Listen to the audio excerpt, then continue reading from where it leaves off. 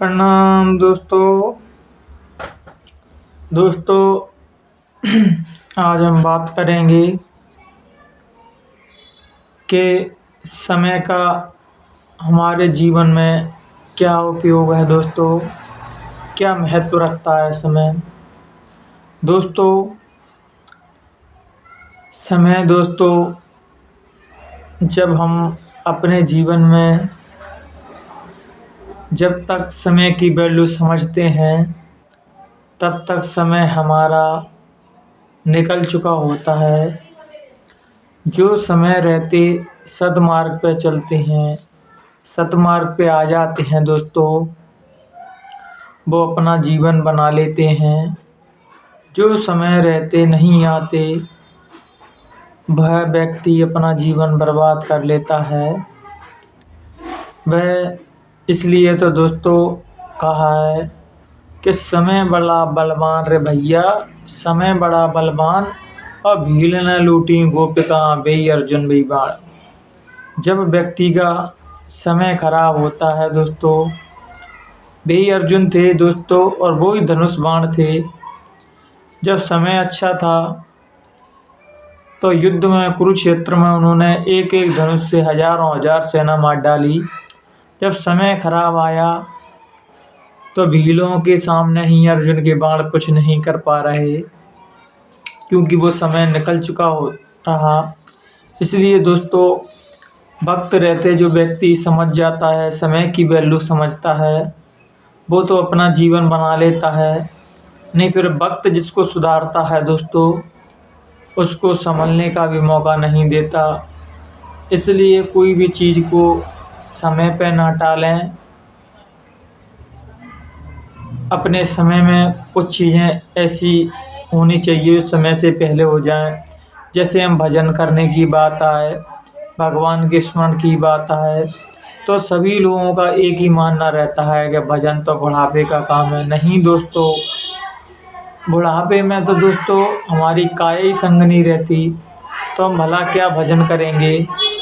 भजन का समय तो जवानी का है दोस्तों, क्योंकि जवानी की एक माला और बुढ़ापे की 100 माला बराबर है। तभी तो भजन के द्वारा गाया गया है कि भजन कर मस्त जवानी में, बुढ़ापा किसने देखा है। अच्छे काम दोस्तों जो व्यक्ति यंग अवस्था में करता है उसको इसका फल मिलता है दोस्तों, क्योंकि बुढ़ापे में तो अच्छाई का उपदेश हर कोई व्यक्ति देता है। लेकिन चैलेंजिंग बात तो ये है दोस्तों कि जो जवानी में समय रहते हम सत्कर्म करते हैं वो हमें मिलता है दोस्तों। इस प्रकृति का यहाँ का तो यही नियम है दोस्तों कि आप जो सृष्टि को देना चाहोगे आपको वो ही मिलेगा।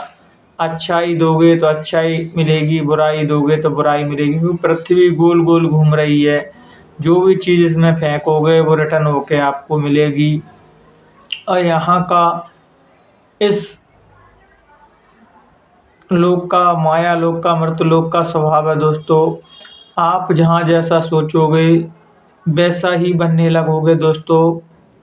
तो इसलिए अपने आचार विचार सुधारिए। और हम जो भी धर्म कर्म के नाम पे उल्टे सीधे कर्म करते हैं और भगवान का नाम लेते हैं दोस्तों, ये भगवान कभी नहीं कहता, कोई भी ईश्वर नहीं कहता। इसलिए दोस्तों, जो लोग राम के नाम पे गलत काम कर रहे हैं वो राम को कभी नहीं समझ पाए।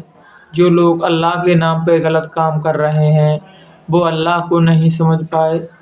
धर्म का मतलब ही जो दोस्तों होता है कि हम मानवता की बात करें, मानवता के कल्याण की बात करें, एक अच्छे समाज का निर्माण कैसे हो, सभी लोग भाईचारे प्यार मोहब्बत की बात कैसे हो दोस्तों, यही सच्चा धर्म है। और ये हमारे महापुरुष संत महापुरुष फरमाते हैं कि जब तक तुम्हारे आचार विचार शुद्ध नहीं होंगे तब तक तुम्हारा भजन में मन नहीं लगेगा।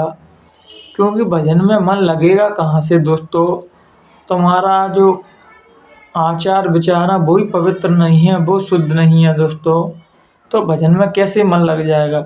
जब हम धीरे धीरे पहले दिन 1 मिनट, फिर 2 मिनट, धीरे धीरे हमें अंतर में रस आने लगता है, वो आनंद आने लगता है मेडिटेशन में, ध्यान में, भजन में दोस्तों।